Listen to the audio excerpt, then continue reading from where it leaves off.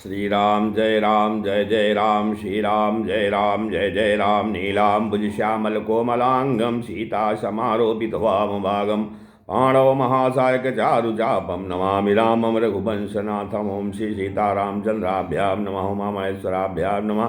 ओम श्री एकादशी दक्षिणेश्वर धाम सरकार सिंहते नमः। सत्संग क्रम में आज श्रीमद् भागवत महापुराण से सप्तम स्कंद की 12 अध्याय कथा है, 12वें अध्याय कथा है, जिसमें ब्रह्मचर्य और वानप्रस्थ आश्रमों के क्या नियम हैं इस पे कथन श्रवण किया जा रहा है। नारद जी कहते हैं, ब्रह्मचारी गुरुकुले बसंता दान्तो गुरोर्हितम आचारान् दासवन्नीचो गुरो सुदृढ़ सौहृदः।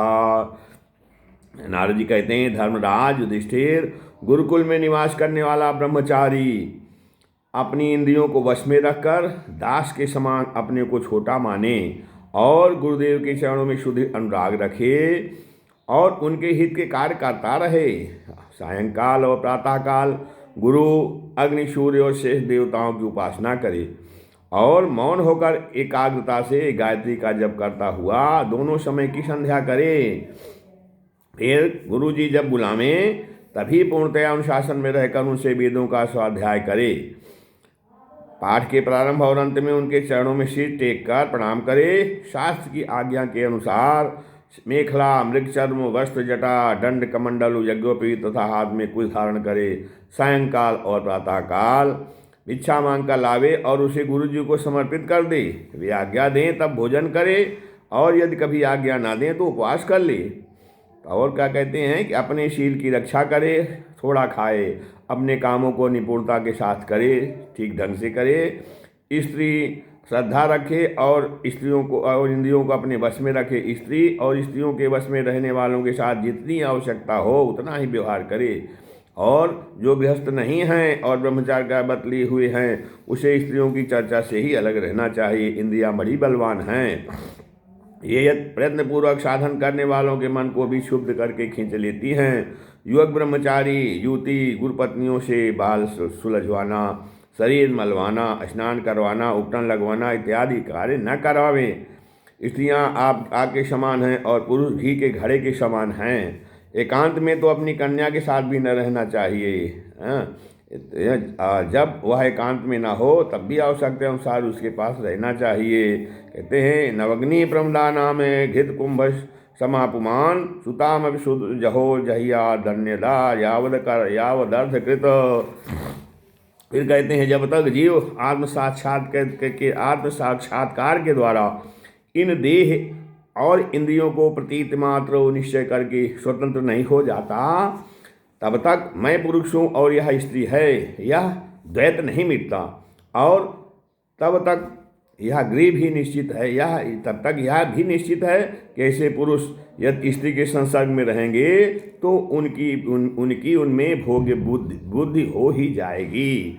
और कहते हैं, एतत् सर्वं गृहस्थस्य समाम्नातं यतेरपि गुरुर्वृत्तिर्विकल्पेने गृहस्थस्युर्गामिनः।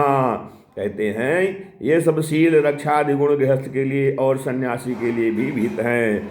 गृहस्थ के लिए गुरुकुल में रहकर गुरु की सेवा शुश्रूषा वैकल्पिक है, क्योंकि ऋतुगमन के कारण उसे वहाँ से अलग भी होना पड़ता है। जो ब्रह्मचार्य व्रत धारण करे उन्हें चाहिए कि वे सुरमा या तेल न लगावें, उपटन न मलें, स्त्रियों के चित्र न बनावें, मांस और मद से कोई संबंध न रखें, फूलों के हार, इत्र, फुलेल, चंदन और आभूषणों का त्याग कर दें। इस प्रकार गुरुकुल में निवास करके द्विजाति को अपनी शक्ति और आवश्यकता के अनुसार वेद, उनके अंग, शिक्षा कल्प आदि और उपनिषदों का अध्ययन तथा ज्ञान प्राप्त करना चाहिए। फिर सामर्थ्य हो तो गुरु को मुँह मांगी दक्षिणा देनी चाहिए। इसके बाद उनकी आज्ञा से गृहस्थ, वानप्रस्थ अथवा संन्यास आश्रम में प्रवेश करे या आजीवन ब्रह्मचर्य का पालन करते हुए उसी आश्रम में रहे। यद्यपि भगवान स्वरूपतः सर्वत्र एक रस स्थित हैं, अतएव उनका कहीं प्रवेश करना या निकलना नहीं हो सकता। फिर भी अग्नि, गुरु, आत्मा और समस्त प्राणियों में अपने आश्रित जीवों के साथ वे विशेष रूप से विराजमान हैं, इसलिए उन पर सदा दृष्टि जमी रहनी चाहिए। इस प्रकार आचरण करने वाला ब्रह्मचारी वानप्रस्थो सन्यासी अथवा गृहस्थो विज्ञान संपन्न होकर पर ब्रह्म तत्व का अनुभव प्राप्त कर लेता है। कहते हैं अब ऋषियों के मतानुसार वानप्रस्थ आश्रम के क्या नियम हैं। इनका आचरण करने से वानप्रस्थ आश्रमी को अनायास ही ऋषियों के महलोक की प्राप्ति हो जाती है। तो कहते हैं वानप्रस्थ आश्रमी को जोती हुई भूमि में उत्पन्न होने वाले चावल गेहूं आदि अन्न नहीं खाने चाहिए। बिना जोते पैदा हुआ अन्न भी यदि असमय में पका हो तो उसे भी न खाना चाहिए। आग में से पकाया हुआ या कच्चा अन्न भी न खाए। केवल सूर्य के ताप से पके हुए कंद मूल फल आदि का ही सेवन करे।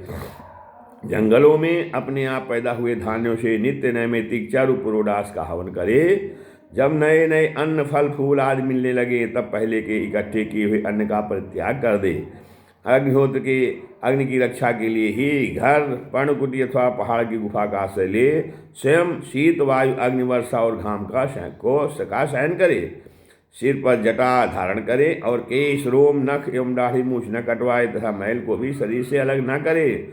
कमंडलू मृग चर्म दंड वलकल वस्त्र और अग्निहोत्र की सामग्रियों को अपने पास रखे। विचारवान पुरुष को चाहिए कि 12, 8, 4 या 2 या 1 वर्ष तक वानप्रस्थ आश्रम के नियमों का पालन करे। और यह ध्यान रखना चाहिए कहीं अधिक तपस्या का क्लेश सहन करने से बुद्धि बिगड़ न जाए। वानप्रस्थी पुरुष जब रोग अथवा बुढ़ापे के कारण अपने कर्म पूरे न कर सके और वेदांत विचार करने का भी सामर्थ्य न रहे तब उसे अनशन आदि व्रत करने चाहिए। अनशन के पूर्व ही वह अपने आहवनी आदि अग्नियों को अपने आत्मा में लीन कर ले। मैंपन और मेरेपन का त्याग करके शरीर को उसके कारणभूत तत्वों में यथायोग्य भली भांति लीन करे। और कहते हैं जितेंद्रीय पुरुष अपने शरीर के छिद्राकाशों को आकाश में, प्राणों को वायु में, गर्मी को अग्नि में, रक्त कफ पीप आदि जलीय तत्वों को जल में और हड्डी आदि ठोस वस्तुओं को पृथ्वी में लीन करे। इसी प्रकार वाणी और उसके कर्म भाषण को उसके अधिष्ठात्र देवता अग्नि में, हाथ और उसके द्वारा होने वाली कला कौशल को इंद्र में, चरण और उसकी गति को काल स्वरूप विष्णु में, रति और उपस्थ को प्रजापति में एवं पाय और मलोत्सर्ग को उनके आश्रय के अनुसार मृत्यु में लीन कर दे। स्रोत और उसके द्वारा सुने जाने वाले शब्द को दिशाओं में, स्पर्श और त्वचा को वायु में, नेत्र सहित रूप को ज्योति में, मधुर आदि रस के सहित रसनेन्द्रिय को जल में और युधिष्ठिर घ्राणेन्द्रिय एवं उसके द्वारा सूंघे जाने वाले गंध को पृथ्वी में लीन कर दे। मनोरथों के साथ मन को चंद्रमा में, समझ में आने वाले पदार्थों के सहित बुद्धि को ब्रह्मा में तथा अहंता और ममता रूप किया करने वाले अहंकार को उसके कर्मों के साथ रुद्र में लीन कर दे। इसी प्रकार चेतना सहित चित्त को क्षेत्रज्ञ जीव में और गुणों के कारण विकारी से प्रतीत होने वाले जीव को पर ब्रह्म में लीन कर दे। कहते हैं साथ ही पृथ्वी का जल में और जल को अग्नि में, अग्नि का वायु में, वायु का आकाश में, आकाश का अहंकार में और अहंकार का महत्त्व में, महत्त्व का अव्यक्त में और अव्यक्त का अविनाशी परमात्मा में लय कर दे। इस प्रकार अविनाशी परमात्मा के रूप में अवशिष्ट जो चिद वस्तु है वह आत्मा है, वह मैं हूँ, यह जानकर अद्वितीय भाव में स्थित हो जाए। जैसे अपने आश्रय काष्ठ आदि भस्म हो जाने पर अग्नि शांत होकर अपने स्वरूप में स्थित हो जाता है, वैसे वह भी उपरत हो जाए। तो अब यहाँ ये कहे हैं कि इत्यक्षरतयात्मानं चिन्मात्रमवेशिषं ज्ञात्वादयो अथ वीरमेद दग्ध योनि रिवा नलः। कहते हैं कि अविनाशी परमात्मा के रूप में अवशिष्ट जो चिद वस्तु है वह आत्मा है, वह मैं हूँ। तो मैं क्या हूँ? मैं जो है आत्मा हूँ और आत्मा जो है, आत्मा ही अविनाशी परमात्मा का रूप है।